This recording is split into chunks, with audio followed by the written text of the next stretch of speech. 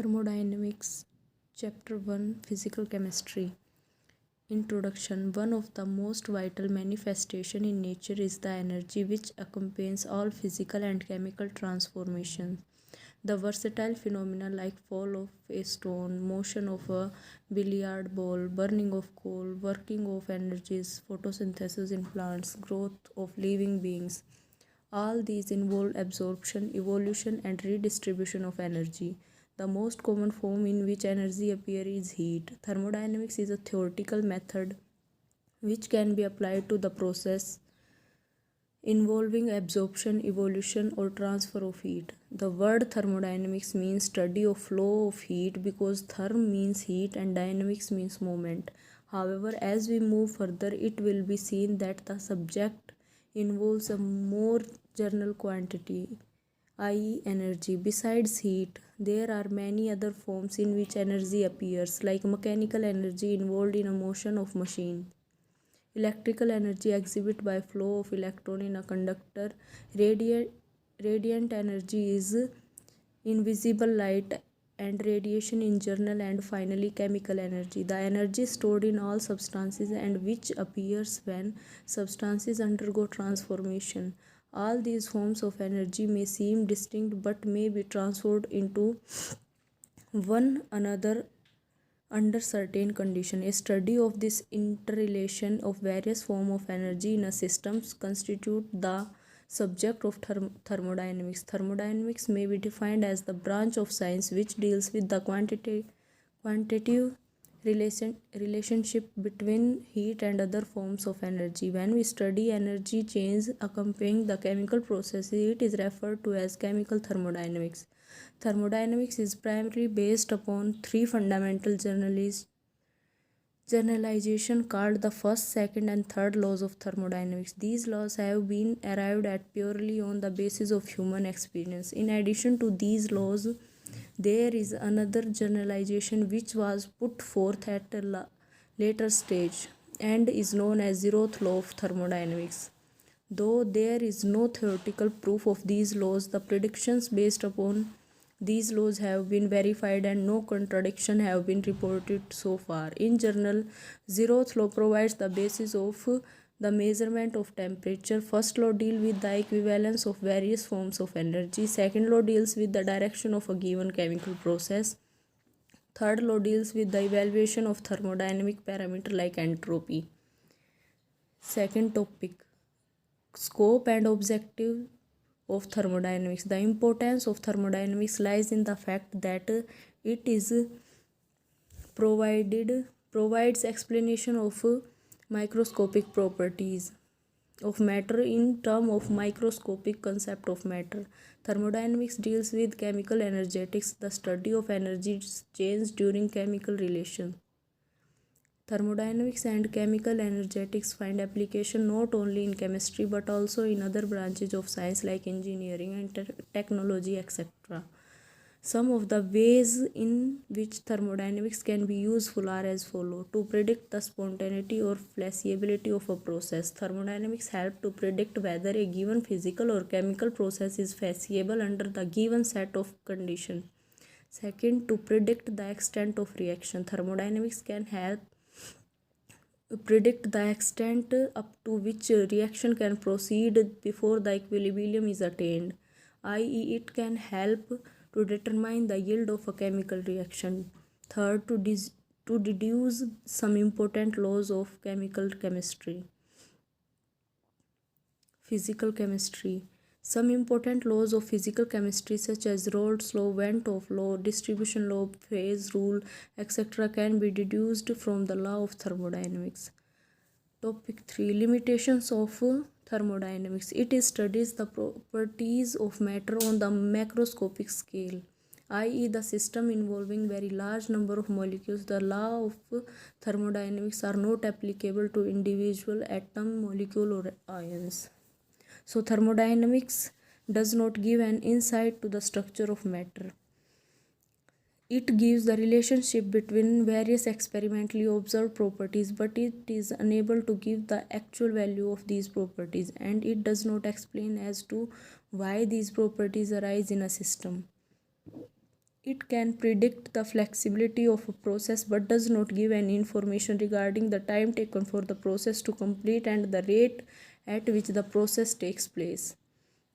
It is concerned only with the initial and final states of system. It fails to tell the path by which the process is carried out.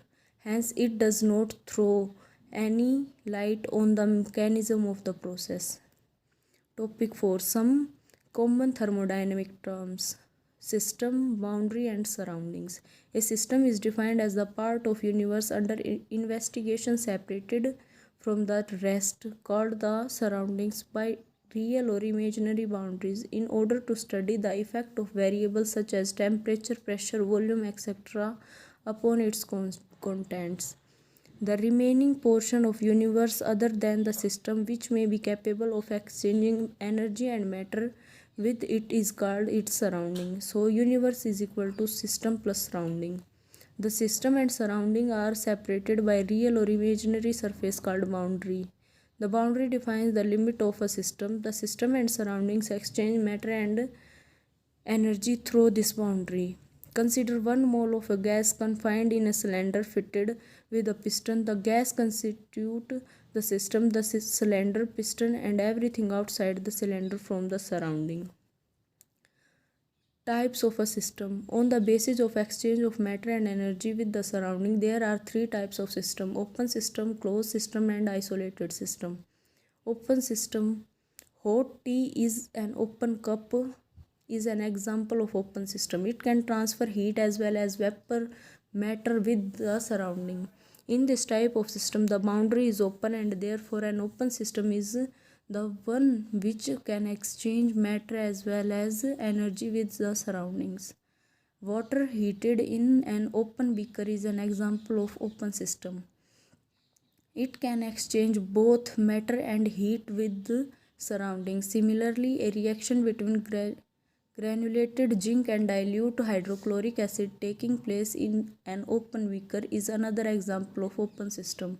The hydrogen gas evolved escapes into the surroundings and the heat evolved during the reaction is transferred to the surroundings by radiation. Closed system. In this type of system, the boundary is sealed but not insulated. Therefore, a system which can exchange only energy in form of heat, radiation or work but cannot exchange mass with surroundings is called a closed system. Hot tea is in a closed steel flask is an example of closed system. It can transfer heat through the walls of a steel flask to the surroundings, but no matter can escape from this system. A chemical reaction takes place in a cylinder fitted with a piston is an example of closed system. It can transfer heat through the wall of cylinder, however no exchange of matter can take place with the surroundings. If the walls of a cylinder are insulated and the reaction is accompanied by an increase in volume, then the piston moves up and work is done by the system on the surrounding. The energy in the form of mechanical work has been transferred from system to the surroundings, but there is no exchange of matter as the cylinder remains closed throughout. Isolated system. In such type of system, the boundary is sealed and insulated so that no exchange of matter or energy is possible with the surroundings. Therefore, a system in which neither the energy nor the matter can be exchanged with the surroundings is called an isolated system. For example, a liquid in contact with its vapor in an insulated closed vessel is an isolated system. As the vessel is closed, thus vapors or liquid cannot either leave or enter the vessel. There is no exchange of matter with the surroundings. Further, as the vessel is insulated, the system cannot exchange heat with surroundings, hence it is an isolated system. However, perfectly isolated system does not exist. However, a system which is sealed and perfectly insulated from the surroundings is a close approximation to an isolated system, as it can neither lose or gain energy or matter to surroundings. Homogeneous and heterogeneous system. Homogeneous system. When a system is completely uniform throughout It is called homogeneous system. A homogeneous system has only one phase. For example, a pure solid, a pure liquid, a pure solution of two completely miscible liquids, a mixture of gases. All these systems have only one phase, so the system is uniform throughout. Hence, it is said to be homogeneous. Heterogeneous system. If a system is not uniform throughout, it is called heterogeneous system. In other words, a heterogeneous system consists of two or more phases which separated by a boundary. However, each phase in its own is uniform. Ice cube of a glass of water, a mixture of oil and water, a mixture of iron fillings and sand are few examples of heterogeneous system. Following are a general example of heterogeneous system. A mixture of solid and vapor, a mixture of solid and liquid, a mixture of two or more solid, a mixture of two or more immiscible liquids. Macroscopic system. A system containing a large number of particles, atoms, ions or molecules is called a macroscopic system. Macroscopic property. The property of a system associated with the bulk behavior of a large number of particles in macroscopic system is called macroscopic property or bulk property. These properties are pressure, temperature, volume, composition, viscosity, density, etc.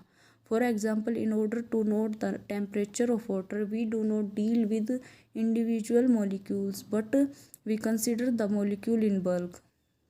So temperature is a macroscopic property. Macroscopic properties can be divided into following two types: extensive properties and intensive properties. Extensive properties.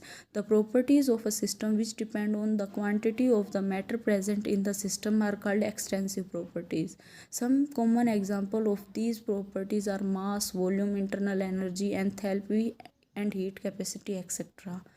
Intensive properties. The properties of a system which are independent of quantity, the matter present in the system are called intensive properties.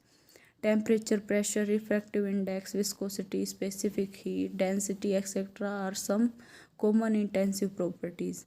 It may be noted that extensive properties are additive in nature, whereas intensive properties are not. For example, consider water taken in a beaker. If we double the volume of water, the mass is also doubled. So mass and intensive property is additive in nature. Whereas if we take water at 25 degrees Celsius in a beaker and double its volume, the temperature of water will remain the same, i.e. 25 degrees Celsius. Therefore, temperature and intensive property is not additive. Further, an extensive property may become intensive property when it is specified for a unit amount of a substance. For example, mass is an extensive property, but density, i.e. mass per unit volume, is an intensive property. Similarly, heat capacity, which is an extensive property but specific, which is the heat capacity per gram of substance, is an intensive property. List some of intensive and extensive properties. Some properties of a system. Intensive properties, extensive properties. Intensive properties are temperature, pressure, density, specific heat, concentration, surface tension, viscosity, refractive index, freezing point, boiling point. Extensive properties are mass, volume, internal energy, enthalpy, entropy. In other words, we can say that the ratio of two extensive properties become intensive in nature. Easy mass and volume are extensive properties, but the ratio mass per unit volume, i.e. density, is an intensive property. State of a system and state variable. State of a system. The state of a system refers to the condition of a system when its macroscopic properties have definite value. When any of the macroscopic properties P, V, T, S, H, etc. of the system changes, the state of the system also changes. In any process, it is important to mention initial and final state of a system. State variables. In a thermodynamic process, it is necessary to describe the state of a system before and after it undergoes the process. The initial and the final states of a system can be described by specifying a certain number of macroscopic properties. The macroscopic properties required to describe the state of a system are called state variables. For defining the state of a system, it is not necessary to define the values of all variables because these variables are independent. For macroscopic properties or state variables, i.e., pressure, temperature, volume, and composition, are sufficient to specify the state of a system. If these four variables are fixed, the other properties of a system automatically acquire definite value. For a pure ideal gas, the composition is fixed automatically because it is 100% and hence the state of such system can be defined in terms of temperature, pressure and volume. So only three states variables P, V, T are required to define this system. These variables are interrelated by a relationship called ideal gas equation. Thus, for 1 mole of pure ideal gas, and the ideal gas equation is PV is equal to RT, where R is a gas constant. If out of three variables P, V, T, any two variables are specified, the value of the third is automatically fixed and can be calculated using ideal gas equation. For this system, if P and T are specified, then the variable V automatically attain a fixed value. Therefore, the variables P and T which are required to define the state of a system are called as independent state variables, whereas the third variable V, which depends on a value of P and T, is called a dependent state variable.